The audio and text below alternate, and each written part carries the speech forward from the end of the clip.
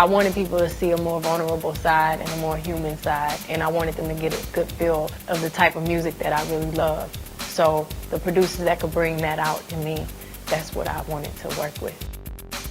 For the first half of the 20th century, life for black people in America was often bound up with hardship and almost unbearable sorrow.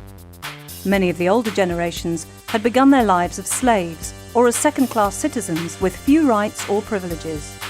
Respect for black people in a white-dominated world was hard-won.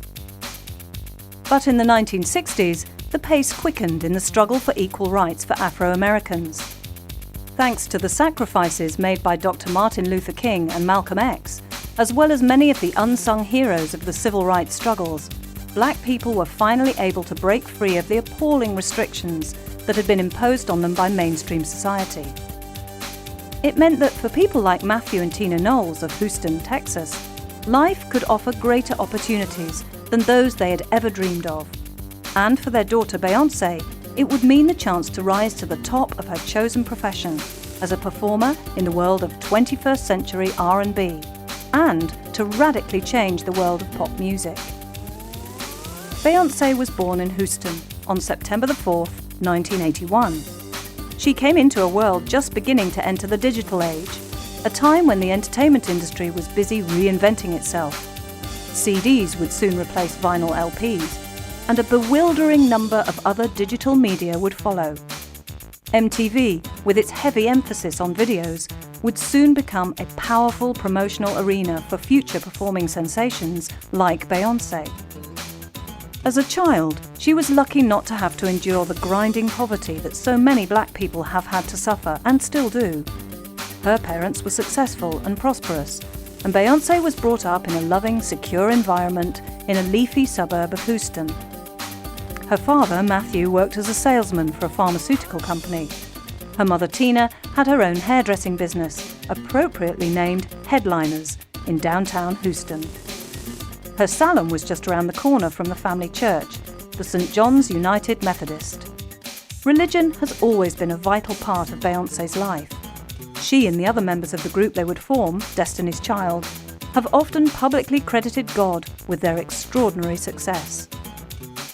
Beyoncé was groomed for success by her parents from an early age. Matthew and Tina had ambitious plans for their talented young daughter. By the age of 10, she'd become a seasoned veteran of beauty pageants and talent contests. Her next step was to audition for a place in a female vocal group, being formed by a female entrepreneur named Andretta Tillman, who would become in later years Destiny's Child's close friend and mentor. The group she formed was called Girls' Tyme. It was here that Beyoncé met Latavia Robertson, who would become the youngest member of Destiny's Child, and her cousin, Calendria Rowland, known as Kelly. Both girls were born, like Beyoncé, in 1981. Beyoncé and Kelly formed a close relationship that still exists today. Kelly's mother worked full-time and found it hard to devote enough time to her young daughter.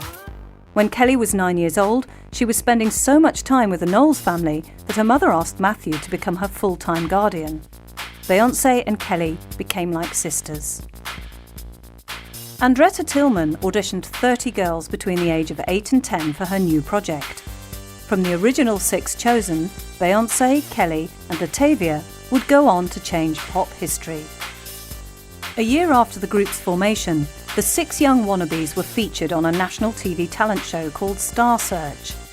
Though their hopes were high, they failed to win in their chosen category, and 3 of the girls left. When LaToya Luckett joined shortly afterwards, the 3 remaining members became 4. All they needed now was a name.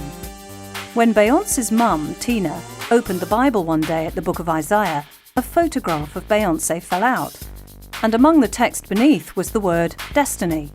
Tina added the word Child. The group now had a name, and Beyoncé could begin her fabulous rise to stardom. High on their list of requirements to become true showbiz professionals was a manager. Matthew Knowles quit his day job at the pharmaceutical company and formed his own management group. With the 4 girls using Tina's salon for evening rehearsals, it naturally followed that she would become their stylist. This meant looking after their hair, their makeup, and designing the stunning, sexy stage outfits that would later become a vital and integral part of their image. Part tribal teen queens and part untouchable fantasy objects of young male desire. With such a tight-knit family group to guide, advise and train them for their rocket ride to the top, they could hardly fail. And with the congregation of the St. John's United Methodist Church including the group in their prayer list every Sunday, they may truly have had God on their side.